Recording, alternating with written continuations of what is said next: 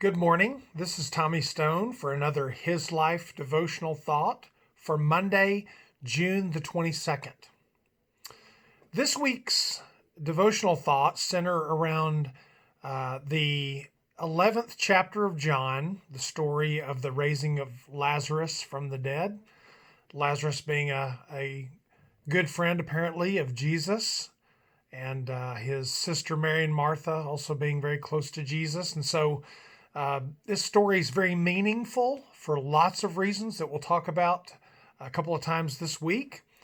Its portrayal of the grief of death and the reality of death, the role of Jesus as the giver of life, and the fact that Jesus weeps and grieves over the times when we struggle and when we grieve. So lots of good stuff in John chapter 11. But I wanted very briefly today to just point out something that jumped out to me from today's devotional thought is the idea that Jesus always saw the big picture. Our author says, or got the picture, and our author says he knew the immediate need and sorrow of a family he greatly loved, and he knew the ultimate need and sinfulness of a world he came to save. Uh, you know, we have a lot of folks from time to time talk to us about living in the moment, about being able to stop and to consider what's going on around us. Sometimes some of us are so driven, we're moving forward, we're getting things done, we're planning for the future, but we forget about the needs and the concerns of those right around us. We struggle living in the moment. Other people seem to struggle with the opposite. They're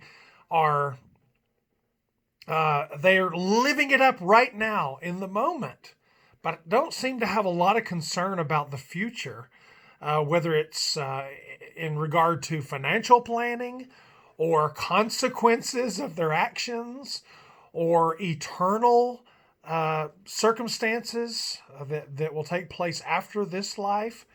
Some folks are so into the moment that they can't see past that moment.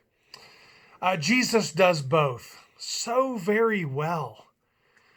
He's certainly at this point in the gospel, he knows what's coming in his trials and his giving himself up for the world is coming around the corner. Those things are weighing heavily on him, and yet he's involved in ministry. He's sharing the message that he came to share with people, and he seems to always have time for folks who are hurting, and at times he displays his power in very dramatic ways, like here in John 11 on their behalf. I think that's a talent. I think that's a gift. I think it's a wonderful thing to be able to both live in the moment and be concerned about the future. We certainly need to follow Jesus in that. I agree with those who say we need to live in the moment, that we need to understand what's happening around us and respond before it's too late to make any kind of response. But I also believe that as Christians, we ought to be planning for the future too.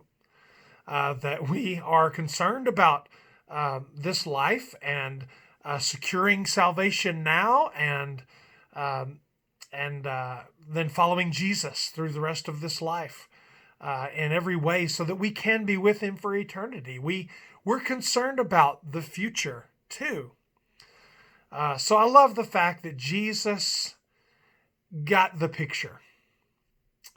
And I'm so happy that Jesus took time to grieve, as we're going to see in John 11.